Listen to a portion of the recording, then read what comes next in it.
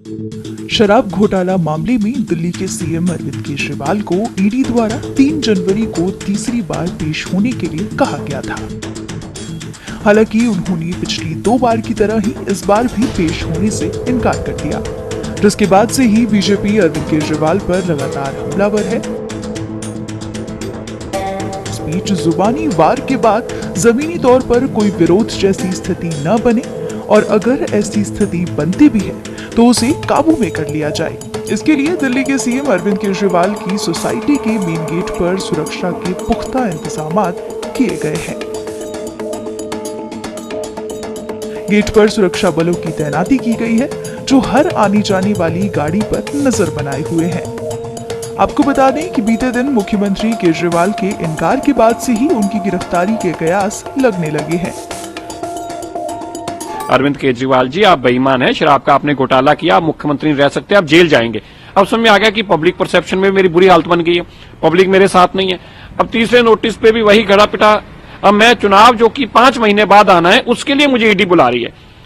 ED आपको अरविंद केजरीवाल जी इसलिए बुला रही है, शराब घोटाले में जो आपने पैसे लिए हैं, जिस अरोड़ा का जाकर आप केक काटते थे, जो आपका परम मित्र था, जिसके एनिवर्सरी और बर्थडे के केक काटे जाते थे, वही अरोड़ा जो है आपके खिलाफ सरकारी गवाह है। नायर जो आपका नजदीकी साथी है, वो फोन पर सबसे बातें कराता था, उसकी चैट सबके बीच में है। 350 करोड़ रुपए की ट्रेल का हिसाब सामने है और जहां जहां पैसे अरविंद केजरीवाल जी ने दिए हैं उनका हिसाब है। अरविंद केजरीवाल जी के पास इन चीजों का जवाब नहीं है। अगर होता तो जब संजय सिंह के लिए बोलते थे, जो लोगों के बच्चों की बात थी, संजय सिंह जाएंगे जेल जी, ये जेल में रहेंगे जी, मनीष सिसोदिया जेल जाएंगे जी, ये शहीद भगत सिंह है जी, इनको कोई फर्क नहीं पड़ता। लेकिन जब अपनी बात आई तो हवा निकल गई है, इतनी जल्दी हवा निकल गई। सच्चाई ये है कि जो पैसा लूटा है उसका हिसाब देना पड़ रहा है, लेकिन इस भारत के कानून के हाथ बहुत लंबे हैं।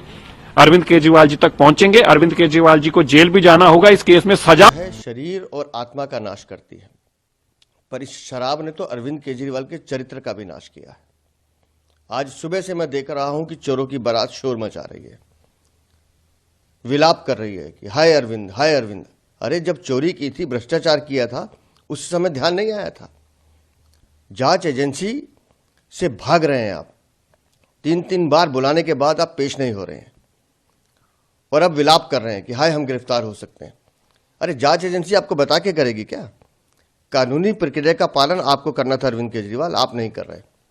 मैं आज भी आपको सलाह देता हूं, आप अपने आप को कट्टर ईमानदार होने का दावा करते हैं, जाइए साक्ष्य रखिए जांच एजेंसी के सामने, क्योंकि आप खुद भी जानते हैं कि आपने शराब में घोटाला किया है।